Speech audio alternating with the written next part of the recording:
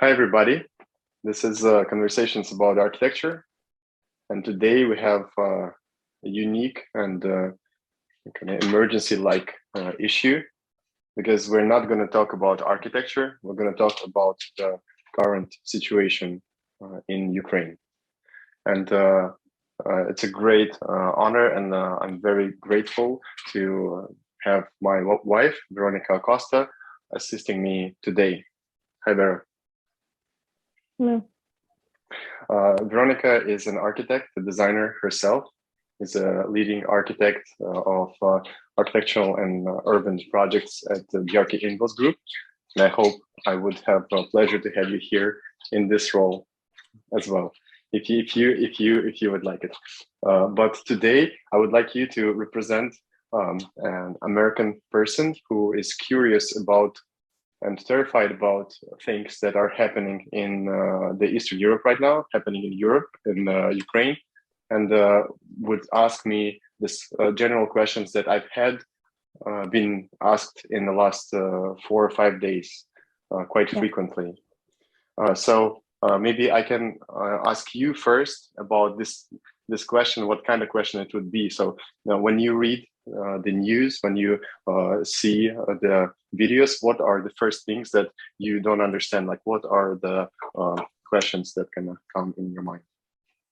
Well, first of all, I think we've been discussing this for days now because it's so dear to our families. And I thought that it would be an amazing thing to not just have us discuss it, but for our conversation to be an example of what people should actually be talking about and discussing in the broader sense, because there's a lot of misinformation out there and people are sharing it like wildfire. So I'm so happy to be here and kind of play that role that we have been actually playing for real for the past couple of days. And so, yeah, I know there's a lot of history that people don't understand. And when you look at what's going on right now, you don't know when it actually started. You know, like you think, like, where did this come from out of the blue? And so maybe it's a good place to start. A little bit of history of what the relationship has been with Russia and Ukraine in the past that kind of led to this point. Yeah, I want to start kind of discovering layer by layer, just to peel it off from this history and its core. So the first one, the most recent, is the split and the collapse of Soviet Union, and the moment when Ukraine became its own country, its own government. And ever since then, starting to develop and reinforce their own nation. And Ukraine traditionally was under influence of Russia and Poland, and a lot of Ukrainians, they actually feel much more westernized, much more European than Russia. And because of that, the path that they had from beginning of 90s to nowadays was much more dynamic and was much more freshly directed towards the West.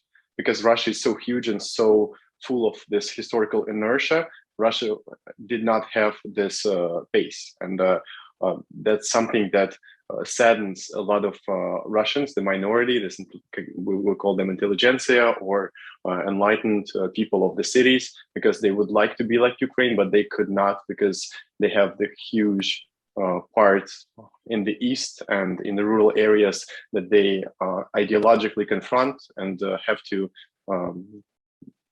be a part of their political world, because people in the Moscow cities are not in the majority people who support Russia and right now support Russian politics and Putin.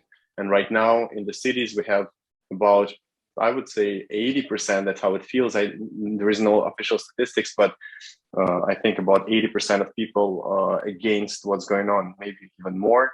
And the reason for that is last election, Putin's popularity was already not that high, so they had to kind of steal the votes, and they stole it from about like 40 to the 60. And I think right now that my friends who used to be sympathizers now are going against Putin as well, like the way they can. And I think it's getting closer to like 90, or soon it probably could be 100% at some point, and it's going to be just him and his cronies who are supporting this.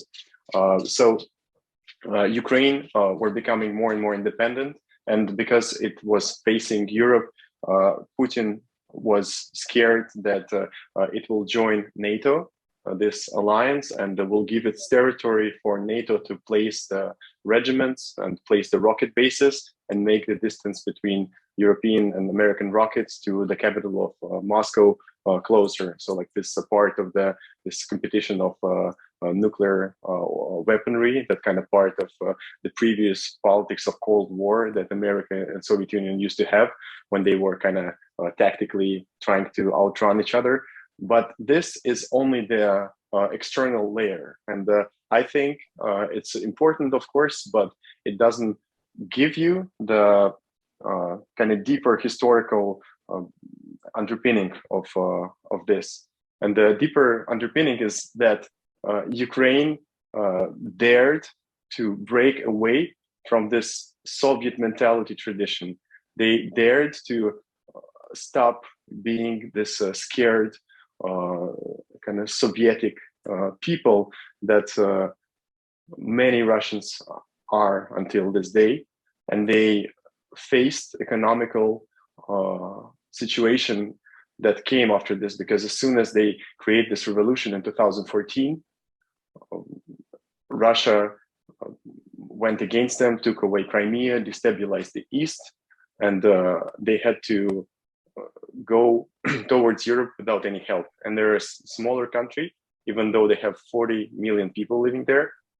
They're very smart, very talented, very artistic people, and they started to build their own world. And they elected already 2 presidents, and presidents were elected peacefully, and they changed from one to another peacefully. That's something Russia could never do. And like in the last already 30 years, there is no peaceful and civilized election being done. So the part that is hidden here is this resentment that a lot of Russian people, including Putin and his more kind of military-minded cronies, resentment for Ukrainian people to going towards this freedom that they subconsciously admire, but consciously just detest as weakness, as perversion, as betrayal of their values. And the reason for that is that the values that they have is the values of Soviet people, very distrustful, very, I would say, kind of double thinking, double-minded, not saying the truth. And Putin himself is a professional propagandist, being a KGB officer. That's why all propaganda politics of Russia was so successful later years, including stirring up the conflicts in US and in Europe between the citizens of these regions. And this desire for freedom that Ukrainians showed is something that they're being punished for right now. And the Soviet Union is basically where it's all started. And I don't know how much you know about Soviet Union. I would be curious what's like your general understanding of how it was there. Maybe I can just go a little bit deeper into like early Soviet history after that. Yeah, I mean, all I know mostly is from your understanding and you sharing it with me. So maybe you can just give a recap of the basics.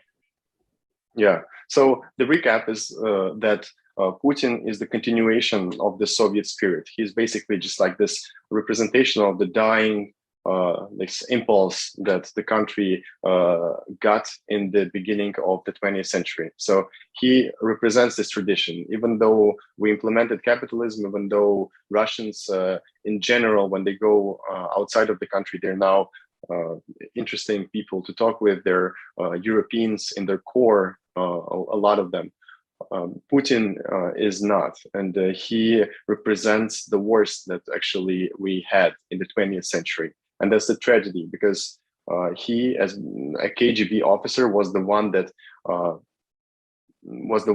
kind of chosen for this role by the people who were still in power even after the Soviet Union breaking apart. So this kind of half criminals, half like almost like internal tyrants, KGB organization, they still wanted to be in power even after the Soviet Union was not there anymore. And they, through their channels, through their connections, they pushed one of their people into this world, into the light, and they made Yeltsin the first president of young Russian state in the 90s to basically give him the position, not to be elected, but just like to give it as his replacement.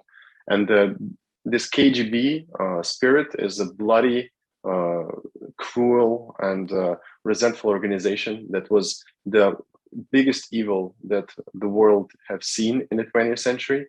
And I think they're sharing the first place with Hitler. Hitler is the story that is known in Europe, and Stalin, Lenin, and this whole party and their military and the punishing organizations that they created, this spying organization KGB, is the evil that is totally equal, because they created famines to suppress people of their own country. And one of these famines happened in Ukraine that took lives of millions of people. And it was the crime against the people of that land that at that time the people were Ukrainians, but the country was not there yet. It was more like a region.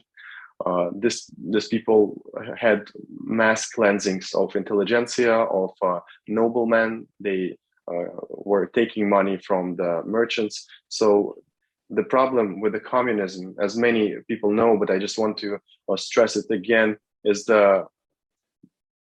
this utopian vision that people like Marx and Lenin had, their desire to fix the world through the means that they could not control. They thought they can, but they couldn't. They said that they can change people just by wiping away the ones who are not agree and just like brainwashing the rest. But the effect that they had was that they released this masses of people who used to be peasants and didn't have enough education. They let them be detached from any culture, from any tradition. And there was some educational momentum that right now is being praised, and rightfully so. But aligned with that, there was the moment of people's cultural detachments and loss of all connections that society used to have. Basically, they took the best and they got rid of them, and they took the smartest and they either made them like their slaves and kind of servants, or send them to Europe, or also just rounded them up and sent to Siberia. And then even the peasants and workers on behalf of whom they were talking, they were killing the most successful of them. They were taking their money and empowering the weakest, the most resentful, the least hardworking people in order to gain the power. And that's the baggage, social baggage that my country have right now. We are the descendant of these mistreated survivors of 20th century, and until this day, people don't know what to believe in, because Soviet idea that was so strong, it died, and people lost this faith. But before it died, communism killed sincere and pure core that Christian values used to have in the Russian Empire before. And of course, it was not all perfect, and lots of priests were also pretty corrupted people, but people in general had this belief that was connecting them in one social system that was slowly progressing, and the slow progress was stopped basically, and people were just people became empty in the end of the collapse of Soviet Union. They did not have religion, they did not have ideology. They started to look for something else, and Putin was the one who was trying to give them some of this like honor of the past, like glory of the past, like look what our ancestors did, like they fought Hitler, they were this brave soldiers of kind of warriors of light, but this was the glory of the past, and they could not interest these people with any other stronger idea that will make them look into the future. So we have millions of Russians who are most like on the ideological level mostly enamored with the past, and they are already twisting this past, and they glorifying it, even though it was much more difficult and not that straightforward, because Russia during the Second World War created war crimes that were also horrible, like the path that they laid to Germany after the war turned from Germans to attack to Germans retreat, like the treatment of German people on the way, and it was completely horrible, and it's also a part of this real history and not the glorified history that people have. And of course, this is not enough. Russian people who are not intellectually interested, who are not part of this urban world, St. Petersburg and Moscow and Yekaterinburg, these people, they falling into the propaganda network of Putin, and they believe in the glory of the past without seeing the future, and they're poor and they're resentful. And Ukrainians, for them, is the successful brother that they are jealous of, and they probably do not even all understand this, but they think that Ukrainians are like they betrayed them. They think that Ukrainians are terrorizing Russians, but the fact is that Ukrainians became this like very strong united nations where they embrace all the languages, including Russian. They embrace all the nationalities. They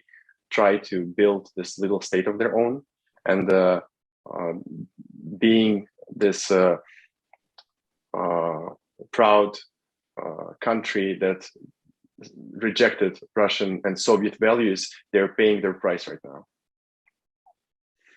Yeah, so I think that's pretty much it. If you have like any additional questions, we can go even further in history, basically, because it goes down to Peter the Great and to Mongolians. But if we stop here, I think that pretty much covers the current kind of historical and cultural underpinning. Yes, no, I think this is very helpful, and just to understand a little bit of the psychology and the emotions that have been kind of brewing for generations, and how it's kind of getting to this point now that you're only able to understand it really when you talk to a Russian or a Ukrainian, and they can tell you from their personal understanding and history, even just from living it and having this kind of emotions being passed down from generation to generation. So thank you so much. I think this is very helpful, and hopefully it's something that will help people understand a little bit more in depth of what you can't really read in the news or see through images. So thank you for opening up and sharing this. I know it means a lot to you. Thank you so much for agreeing to do this. And I just want to add a couple more things about the present state. First of all, just to be careful with information that's coming from Russia, because Putin is this great propagandist, and even the ways they are trying to fight against Ukraine right now is like the way of this cunning lies. And people in Russia right now are entrapped, and it used to be 15% minority, then it was like 50% minority. Now I think this good majority of people, like around 80, is the one that feel that they want to change things, but they are afraid, because Putin was punishing people for protesting for already a decade. And my generation and myself were people who joined this protest back in 2013, 14, 15. And watching this protest becoming more and more cruel, more and more bloody. from the government towards their citizens. And we were inspired by Ukrainian revolution of dignity that happened in 2014-15. And the reaction of Russian society, the fact that they took away the Crimea and they destabilized the east of Ukraine as a reaction to this revolution was appalling. And the fact that some of my friends and some of people I knew were not against it and sometimes even supporting it was the fact that drew me away from my country, from Russia, and just made me to look for a job outside. But right now, you need to understand that in Russia there are thousands of people in the cities, like millions of people, to be frank, who are against the regime fiercely, and some of them bravely go to the streets right now and been there last 5 days, being arrested, being beaten, disrespected, and they keep doing this. And maybe it's not enough, but this is on our generation, young generation who never faced Soviet Union. We are trying to, one way or another, to redeem the honor of our young government. We, as Ukrainians did, we're trying to come to this point where we will shake away the burden of our past, of Soviet past. And this war will bring Russia back in the economy, in the art, in many ways, probably. But our generation needs to be the one that will backwards. Yeah, our generation needs to be the one that will try to redeem it and try to build it back after whatever would be the result of the catastrophic war that Russia started. And I'm connected right now to my parents who are in Moscow, to my friends, but also to friends in Kiev and in other smaller cities and towns in Ukraine. And I admire the brave actions and this proud stubbornness of Ukrainians. And we are learning from them, and they became our older brothers right now, because in the Soviet times, everybody used to say, oh, Ukrainians are like younger brothers of Russians, but they are the oldest one. And now we have to learn from them. And I hope they will win, and I'm sure they will win. And I hope the least amount of casualties and repressions will happen in Moscow as a result of that. And we are all hoping for the best, and there is a responsibility on us to spread information, to be a part of this force for good. And just want to finish with this phrase that is the strongest, in my mind, motto that all Ukrainian people and people who support them saying, Slava Ukraini, Slava Geroim. And we are waiting for good things to happen soon. Thank you. Thank you so much.